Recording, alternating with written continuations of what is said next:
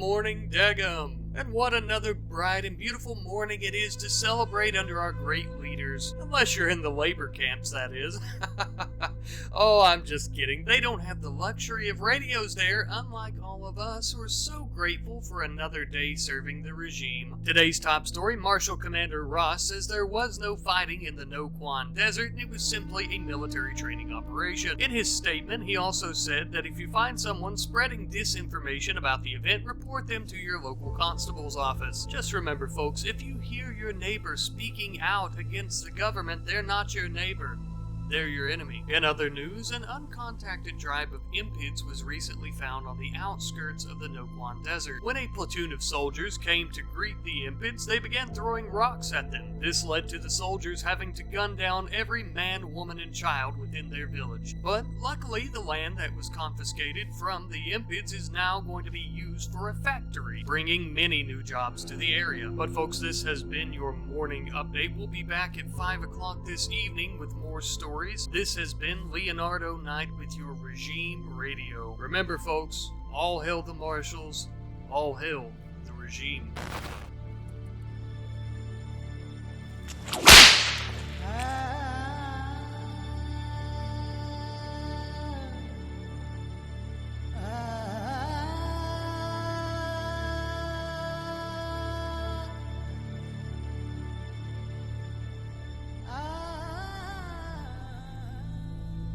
Welcome back, one and all, to the Rimworld Farming Empire. We have a very busy episode ahead of us today. One of the very first things that we're doing in today's episode is planting a small orchard of apple trees. It's going to take quite a while for these apple trees to mature and actually produce apples, but once they finally do, we are going to be able to provide apples to every Thrumboain coming and going. With today's episode, really what the plan was to just try to get the logging camp back up in working order, if that makes sense. So we started tearing down a lot of old structures like the bank. That way we can use the materials that we salvaged to build more walls and things like that for our own protection. Luckily though, a lot of the walls from the glory days of the Stardust Logging Company still stand. They're not exactly perfect and they need a few patches because there's a few holes in them, but at least we have what we have. Now, unlike the Marshal Service and the Rebels, our tribe doesn't exactly have the luxury of vehicles, so we're going to need some animals. We began building a large pen for any animals that we tame so that we can ride them or carry our large food caravans to neighboring tribes and whatnot. Disaster struck though when a large portion of our eggplant crops ended up becoming blighted and we had to cut them.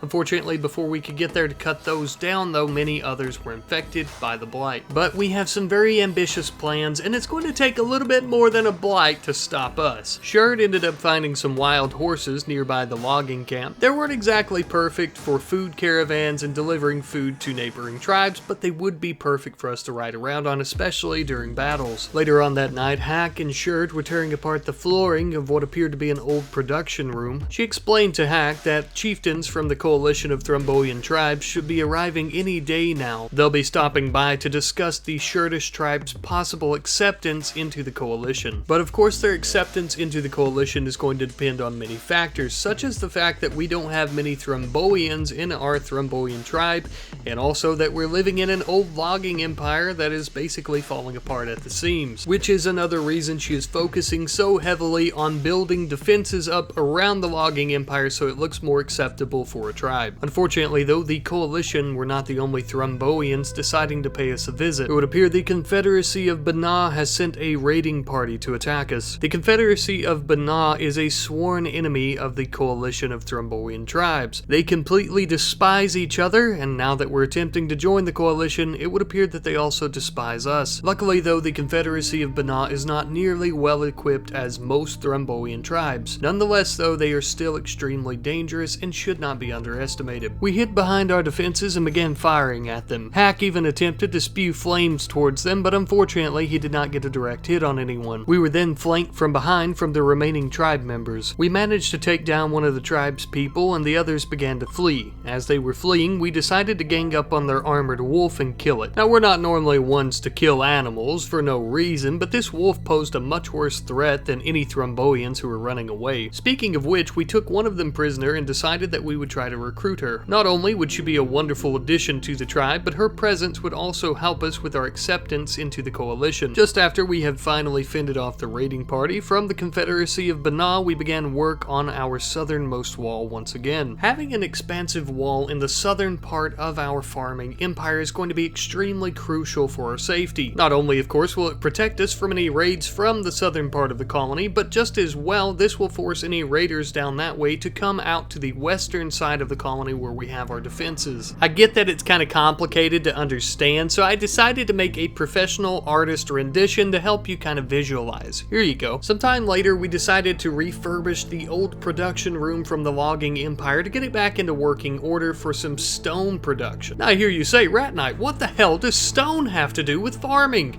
Nothing, to be honest with you, but we're going to use it for new structures and defenses and all that great stuff. We ended up having a bulk goods trader come from the Blue Stork tribe to, well, try and trade goods with us. Now, they didn't exactly have anything that we were interested in trading or bartering for, so instead of purchasing their wares and goods and things like that, we decided that we would just gift them some food. Now, truthfully, we did have quite a bit of food, but we still had to prepare for the winter, and with our eggplant crops being blighted recently, this was a bit of a sacrifice on our part. Of course, it was well worth it to see the small Thrumboain children with full bellies. We ended up having Carol create some glass panes for us. Now, the reasoning behind this is because we don't have any way to grow crops in the wintertime when the ground freezes. So we plan on using these glass panes to make a beautiful greenhouse so that we can grow crops all year long. It was during this time as well that Hack ended up recruiting the Thrumboain from the raiding party previously, who I am going to refer to as Fifth, kind of like how we refer to Hack as Hack, even though he has a massive ungodly name. And now with her finally recruited, Hack could also put his efforts and resources into assisting us with building that greenhouse we discussed. We decided to use the large building that the logging empire previously used as a warehouse, since it already didn't have any wood flooring in it, so there would be nothing we would have to tear up to begin planting crops. And also because it was extremely spacious already as well, meaning that we would have to do next to no work to expand it for more and more crops. We began tilling the soil within, and just as well we also began using the glass to build some beautiful skylights to let the sunlight in. After a while we finished a brightly lit, warm building, and we finally had our greenhouse. We started planting some pumpkin crops as they would have a large yield. Sometime later though, we finally had representatives from the Blue Stork tribe as well as several other tribes who were representing the coalition who came to talk with us about our acceptance. I think seeing something as simple as the chieftains and their guards walking towards us just shows the Thrumboain culture best. There's so many different subcultures among the different tribes, and you can see it best in their armor and their headwear and even the weapons that they carry. We met the tribal leaders in the center of town, and Sherd appeared to greet them with what Hack described as an ancient Thrumboain tongue that appeared to be unknown to him and Carol. They continued to carry out the conversation in this ancient tongue up until about the point they realized that Carol and Hack had no idea what was going on, and they had a gentle chuckle. Sherd explained to Hack and Carol that they were jokingly having a conversation about the snow and the cold weather, and that Chief Truss and the other chieftains were asking if there were a warmer place that they could have this conversation.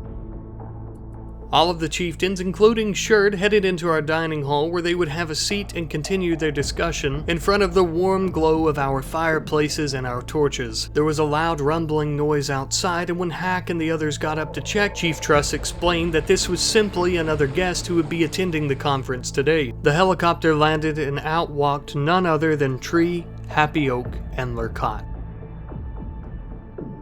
They were the final guest for the discussions between the coalition of tribes and the Sherdish tribe. They entered the dining hall and approached the table where Tree would take a seat next to Chief Truss as well as Hack. Needless to say that Hack was none too pleased to see his old friend here. Hack had a bit of an uproar and demanded to know why the chieftains would invite a rebel leader here without their consent. Chief Truss apologized and explained it was a short-notice decision as the rebels have been aiding the Thrumboaians for years against the Marshal Service's evil regime. Following Hack's outburst, the chieftains ordered all of their men to leave the building so that they could discuss in peace without any more interruptions. Of course, before getting to the first order of business, Tree and the other chieftains thanked Sherd for allowing them to convene here in her territory. Chief Truss then explained that there was monumental news that they should all hear. He claimed that there was a Thrumboain deity alive and walking the planet of Degum. This was extremely hard to believe, especially for Tree, as she's only half Thrumboain, meaning that she doesn't exactly subscribe to the ideals of the others. Regardless though, Chief Truss explained to the others that this deity appeared to be some type of Thrumboain goddess, and he stated that Sherd's request for acceptance into the coalition would have to wait until she met said deity. Once she met this Thrumboain goddess and the goddess gave her opinion on the matter, it would be decided whether or not the Sherdish tribe would be allowed to join the coalition of Thrumboaians. And so it was settled that Sherd would accompany Chief Truss back to a Blue Stork tribe village where she would then meet the Thrumboain goddess. Just after the meeting was over, Tree approached Sherd to request a favor from her. To Sherd's surprise, Tree actually asked her to allow Lurkat to join their tribe. She states since he was enslaved as a small child and then rescued by Happy Oak, he's not very in touch with his ancestors or his ancestral heritage. Sherd, of course, quickly accepted. Tree also wished her luck on her journey to meet this supposed goddess. She explained that she did not believe in such things, but if it would help them take down the Marshals, it was worth it. After telling Hack and the others goodbye, Sherd prepared for her cold and long journey to meet the supposed goddess. Just after Sherd departed, the rebels were also preparing to leave the area. Lurkat began saying his goodbyes to his adoptive father, Happy Oak. I know that this is your journey, son, and I know that this is your ancestry and your heritage, but that doesn't mean that I'm any less upset about having to leave you here today to go on that journey by yourself. I hope to see you again very soon. I love you, son, and I'm proud of you. The two of them embraced each other with a hug just before Happy Oak and Tree began to depart, but Happy Oak had one last request before they left. He simply asked Tree if he could say hello to an old friend. He approached Birch's sarcophagi in the middle of town and began mumbling something to himself. Obviously, Tree cared very little, if anything, for Birch's memory, but she of course respected Happy Oak, and thus she respected his wishes to speak with his old, long-gone friend. Shortly thereafter that, the two of them began to depart the old logging empire that was once their home. The two of them loaded themselves into the helicopter along with their two rebel guard escorts who had accompanied them here, just before taking off into the skies to head home. Back at the old logging empire, Hack, Carol, and Fifth all stood in the center of town to greet Lurkat. Hack, of course, explained to Lurkat as long as he didn't attempt to betray them, he could keep his head on his shoulders. And then he explained that if he did decide to attempt to betray them, that he would turn his head into a canoe. So I suppose you could say the two of them were getting along swimmingly. Carol said don't mind him, he's a bit rough around the edges, but you'll get used to him. Sometime later, Sherd and Chief Truss had arrived at a nearby village where the goddess had been staying. As they approached the village, you could hear the murmur of many voices speaking, but one stood out among them all. A very loud and protruding voice sounded almost as if they were giving a speech. As we approached, in the center of this very small, quaint village stood a very strange-looking Thrumboain wearing metallic armor. It was like nothing that we had ever seen before. Sherd joined the crowd of Thrumboaians who were gathered around to listen to the speech from the so-called goddess. It was something of a sermon, but the words were not holy. Sherd expected the words from this so-called goddess to basically lift her up and give her almost a supernatural feeling. After some time, the sermon had finally ended. The mysterious Thrumboain requested that Chief Truss and Chief Sherd approach her. She spoke in the ancient tongue, which further reassured us of her heritage at the very least within Thrumboain culture. She began to explain that she was here to change things. She was here to take back the planet of Degum from the intruders who had conquered the planet in her absence. Long, long ago, Thrumboaians ruled the planet of Degum. The planet was beautiful, untouched by foreign contaminant. It was truly a utopia for all of Thrumboain kind, until one fateful day, humans arrived. The Thrumboain goddess explained that that was all she could bear to tell at this time. She gifted Sherd an ancient Thrumboain bow. She said that Sherd's heart was pure. The tribe of Sherd would be allowed to join the coalition of Thrumboaians, even though they have filthy humans, impids, and half-bloods among their ranks. So long as when the time came that the tribe must be called upon, they would come. Sherd was extremely eager to join the coalition, so of course she quickly accepted these terms, and then began to make her way home.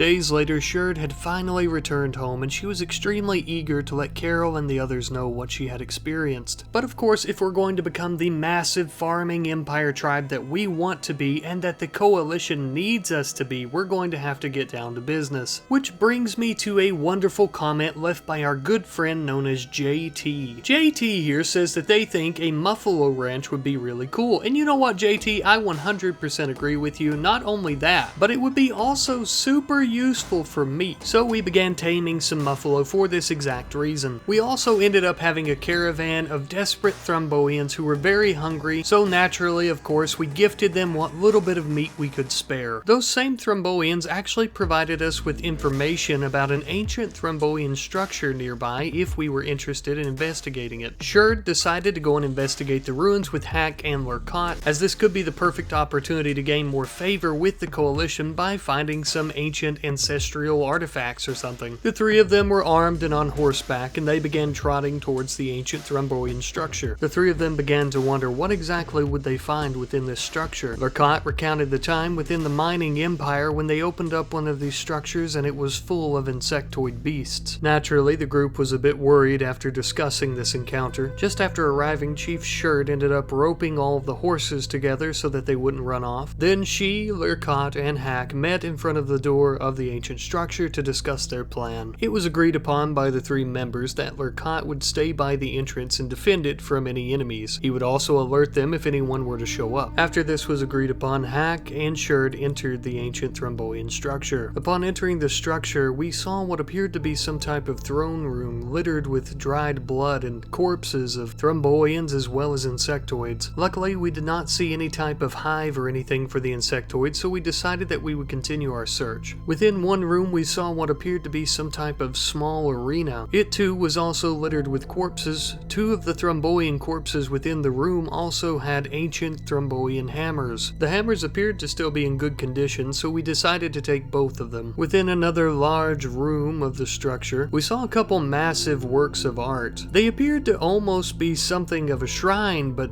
not quite. The wording on these works of art were very strange. It was nothing like any ancient language that we had ever seen before. There were two other rooms left in the west wing of the ancient structure. We decided to enter one of them. Upon entering this room, there appeared to be several corpses littered throughout the room, but also we ended up finding several different types of ancient machinery that, you guessed it, we had never seen any technology like this before. It was very strange and foreign. One could almost say that this ancient machinery was alien-like in nature. But regardless though, we still had one more room to check out. Hack and Sherd rushed into this room and also did not find any hives or any insectoids. However, the room apparently resembled a room that Chief Truss had told Sherd about that the ancient Thrumboain goddess had came from. Then all of a sudden we heard several gunshots outside.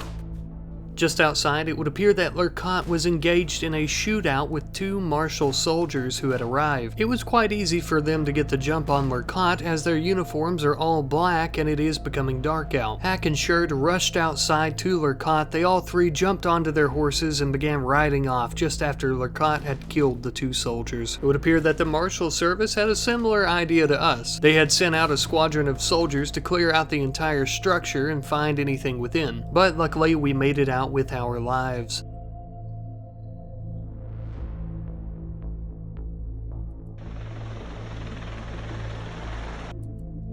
Hours later, a pristine martial commander known as Ross arrived at the scene. He and his soldiers began to enter the ancient structure, which was already under martial control.